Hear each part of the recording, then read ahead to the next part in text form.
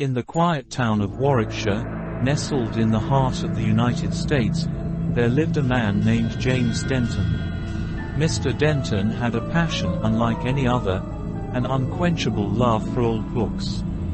His collection grew larger with each passing year, a library of rare tomes that whispered the secrets of centuries past.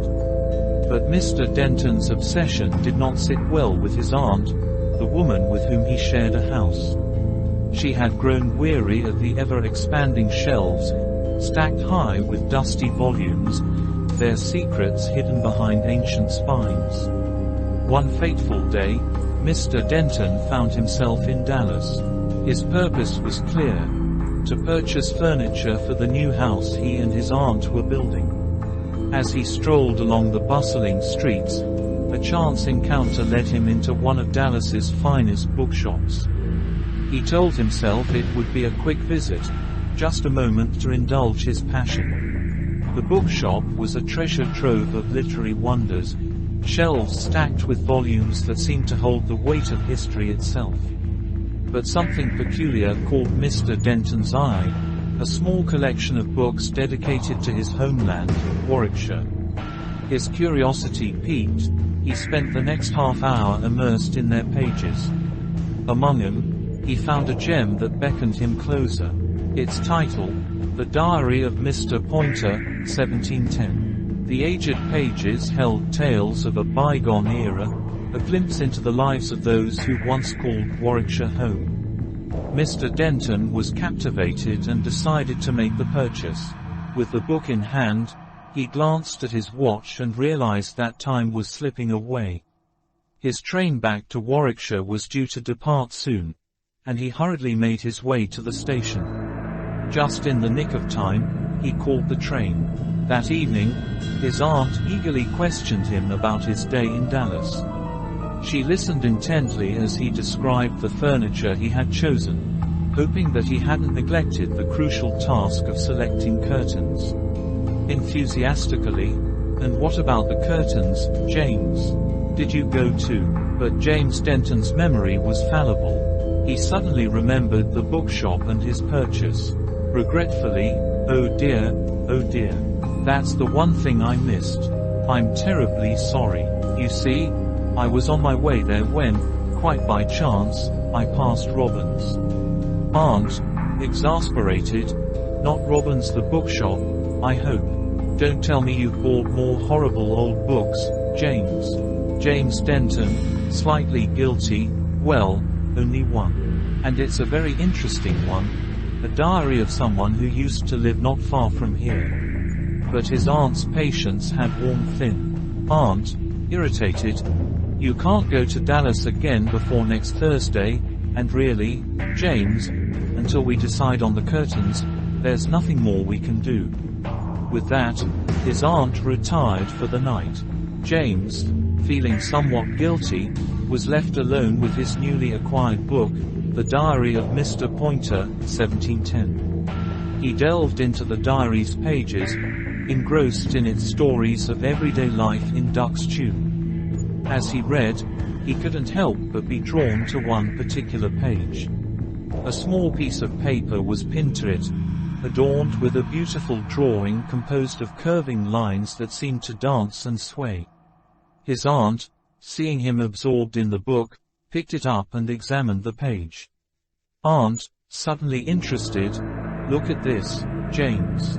Isn't it lovely?" It was a peculiar piece of art, its intricacies and curves captivating the eye. James Denton, thoughtful, "Well, why don't we get it copied for the curtains if you like it so much?" His aunt agreed, and without hesitation, James took the piece of paper to a nearby company in the town. They promised to replicate it and transform it into curtains. Weeks passed, and James was called in to inspect the finished curtains. He was pleased with the result, the drawing now adorning several rooms of the new house. But little did he know that this decision would lead to a series of eerie and inexplicable events. James Denton, curious, was it a difficult job? Manager, concerned, not too difficult. sir, but, to tell you the truth, the artist who did the work was very unhappy about it. He said there was something bad in the drawing, sir.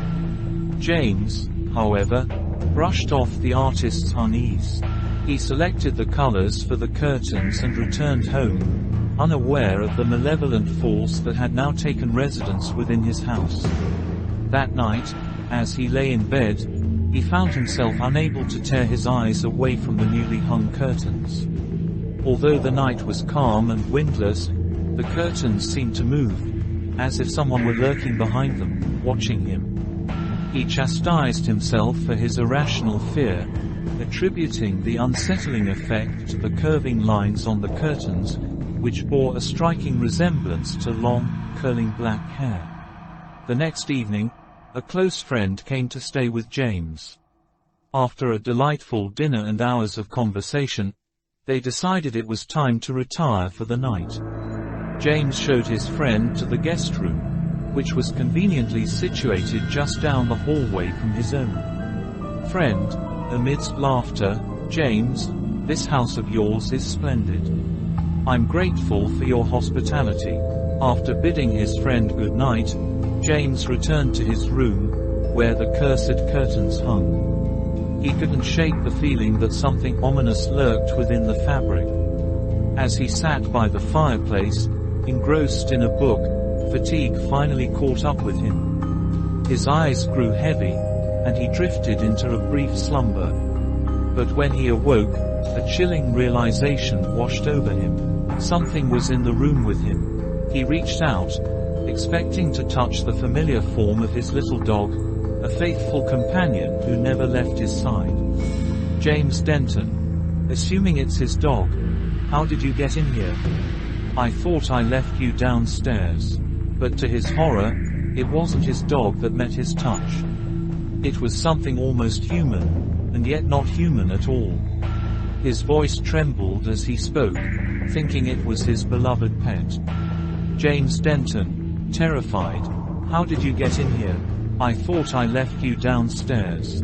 As he looked down, the thing that stood before him revealed itself. It was not a living being but a grotesque entity, hair obscuring its face, no eyes, no nose, no mouth, just hair. James screamed, the sound piercing the night, and rushed for the door. Panic seized him, and his trembling hands fumbled with the doorknob. The door finally swung open, and he bolted down the hallway to his friend's room, his breaths coming in panicked gasps. His friend, awakened by James's frantic arrival, was greeted by a sight of sheer terror etched across his friend's face. Friend, concerned, James, what happened? You look like you've seen a ghost. James struggled to catch his breath, his voice quivering as he recounted the horrifying encounter in his room. James Denton, terrified, there was something in my room, something with no face, just hair. It touched me. It touched my back. The two men sat in the dimly lit room, the air thick with unease. The night had forever changed for James Denton. The following morning, still trembling from the horrors of the night before, James made a hasty decision. He needed to escape the oppressive atmosphere that had engulfed his home. He set off for the seaside, hoping that the salty air would cleanse his mind of the nightmare. But he couldn't leave the mysterious diary behind. He took The Diary of Mr. Pointer, 1710, with him, a book that held clues to the enigmatic drawing on the cursed curtains.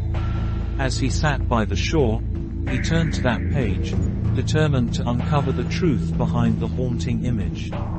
To his surprise, he found that several pieces of paper were pinned together, concealing a story written by Mr. Pointer himself in 1707. The tale spoke of a young man named Sir Everard Charlett, a student of University College. Charlett had been a troublemaker, a drinker who flouted the law, yet his privileged status shielded him from consequences. He was known for his long, curling black hair and eccentric clothing. 1 F. 8 full day, Young Sir Everard Charlett was found dead in his room, his hair torn out. The circumstances of his death were baffling, but the strangest part was what occurred after his passing. The following day, his body vanished completely, leaving only a pile of long, curling black hair on the floor. Charlett's father retained some of this hair and had drawings made of it. It was a chilling tale from the past, and James couldn't shake the feeling that it was somehow connected to the curse that had befallen him. As the days passed, James returned home, haunted by the events that had transpired.